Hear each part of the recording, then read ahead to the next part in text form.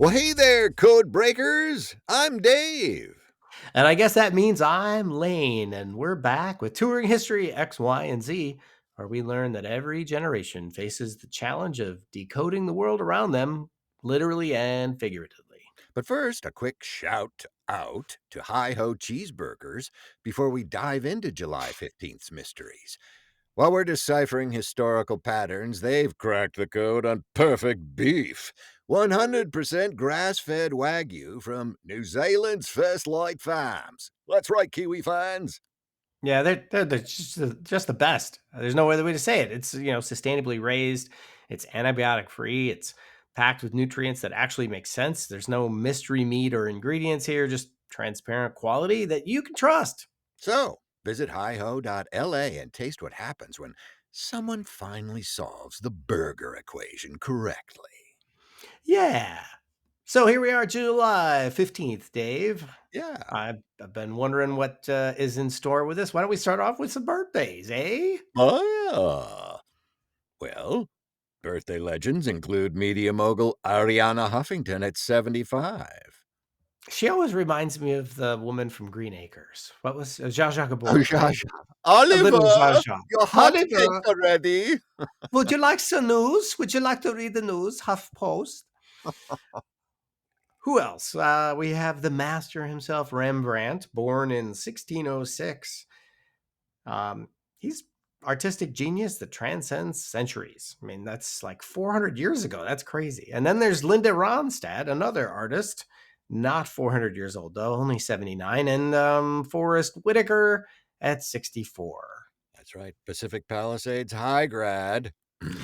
Yes, and this, one of these stars from Fast Times at Ridgemont High. That's right.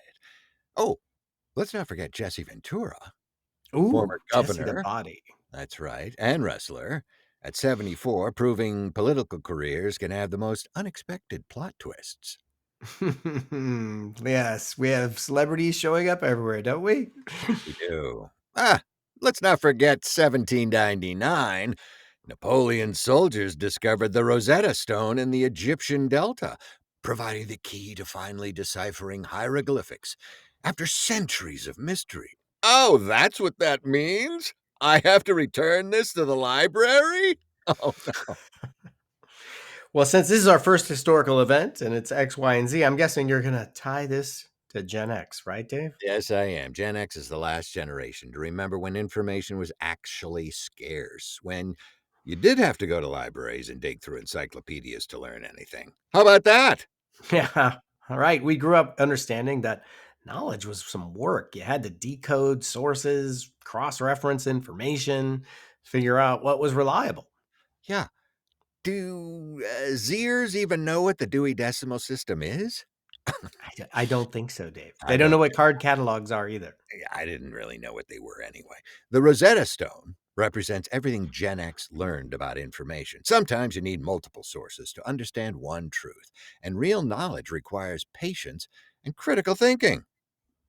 Yeah, I guess we're the generation that became natural fact checkers because we learned early that not all information is created equal. The Rosetta Stone took decades to fully decode, and that's kind of Gen X's approach to everything. But I don't know. I mean, do you quite understand what the Rosetta Stone is, Dave? Yeah, it's like a library card, right? No, I don't. It's I like a thought it. decoder ring, isn't it? It Yeah, yeah, yeah, yeah. I like thought it was helps this. you translate different languages into other languages and hieroglyphics and stuff so you can actually make sense of things. Right. I mean, I always thought it was this mythical thing, but it actually existed, and so there you have it. So There you where have it. younger generations expect instant answers, while people like us trudged through Encyclopedia Britannicas.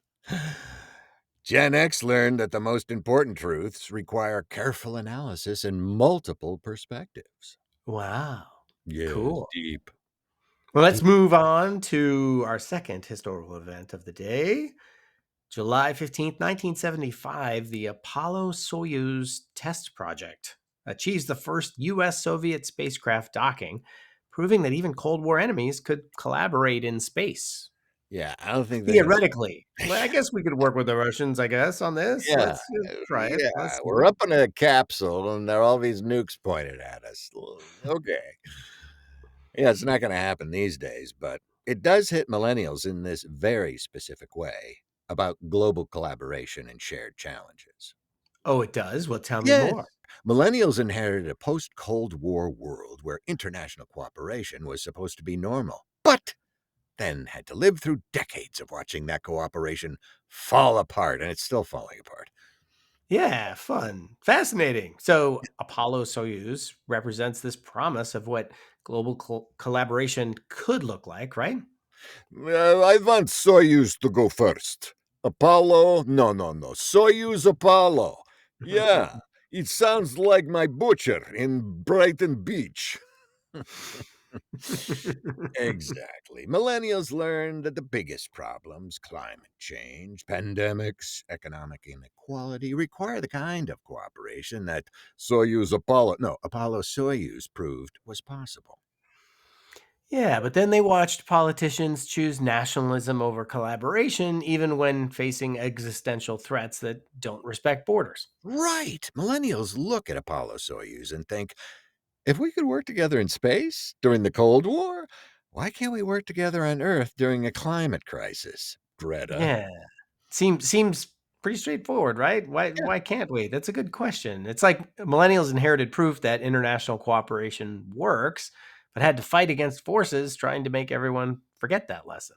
Oh, they've got so much work It's ahead of weird. It's them. weird. Yes. But speaking of international cooperation, Hi-Ho Cheeseburger sources their Wagyu from New Zealand farmers who prioritize both quality and sustainability. Certified humane, GMO free, higher in omega 3s. I can keep going, but I'll let you talk. See, it's proof that global partnerships can work. We can make amazing burgers, even if they start on the open land in New Zealand and then they end up in your hand here in Santa Monica. Oh, it's so good. Amazing. So good. It creates better outcomes for everyone, farmers, consumers, and the planet. So check out this successful partnership of international collaboration at hiho.la. Hey, tell me about what launched publicly in 2006, although it has a different name now. Oh, yes, yes, you might know it as X. Yeah. But Grok. back in the day in 2006, Twitter launches publicly, creating the platform that would fundamentally change how information spreads and how movements organize. Who would have thought that a limited number of words would actually become a multi-billion-dollar company? It's amazing. They It's thought it weird, would isn't it? never work. What? Huh, who's going to type in only 15 characters? And Gen Z's relationship with Twitter is completely different from any previous generation's relationship with media. Yeah, I believe that. Why don't you expand on that for us, Dave? Okay, a black hole is what you go into and never come out of. Gen Z doesn't see Twitter as a communication tool. They see it as an organizing platform, a fact checking network, and a direct democracy experiment all rolled into one until Grok gets involved. Yeah, that's true. Where older generations use Twitter to share opinions, Gen Z uses it to coordinate action. Yes, Gen Z turned Twitter into this real time global consciousness where information, activism, and accountability happen simultaneously all at once. Yeah, they don't wait for traditional media to tell them what's important. They decide collectively what deserves attention, what's trending, and then force mainstream media to cover it. Right. The Rosetta Stone took decades to decode, but Gen Z can decode misinformation, organize protests, and change public opinion in hours using platforms like X. I still call it Twitter I just know. because I like being difficult, Dave. Um, You still call it an icebox lane. I know it. that's right. On the internets, it's a series of tubes. Yeah, It's too. uh, They heat up. It it's takes forever. it's like they weaponize the speed of information to create instant accountability for people in power. Yes, Gen Z understands that in the information age, whoever controls the narrative, Elon, controls the future. So they made sure everyone could contribute to the narrative. Hmm. Well, Deep so thought. I guess July 15th shows us three different approaches to information and cooperation. That's right. Gen X learned that real knowledge requires patience and critical analysis. I'm not done yet. Millennials inherited proof that global cooperation is possible, and Gen Z, of course, democratized information to create instant accountability. Yeah, from careful decoding to collaborative problem solving to real time organizing, each generation built better tools for understanding and changing the world. Hey, so before we leave, we'd like to send a shout out to Hi-Ho Cheeseburgers at hiho.la for proving that some collaborations just work. New Zealand farmers plus American consumers equals consistently excellent beef and burgers.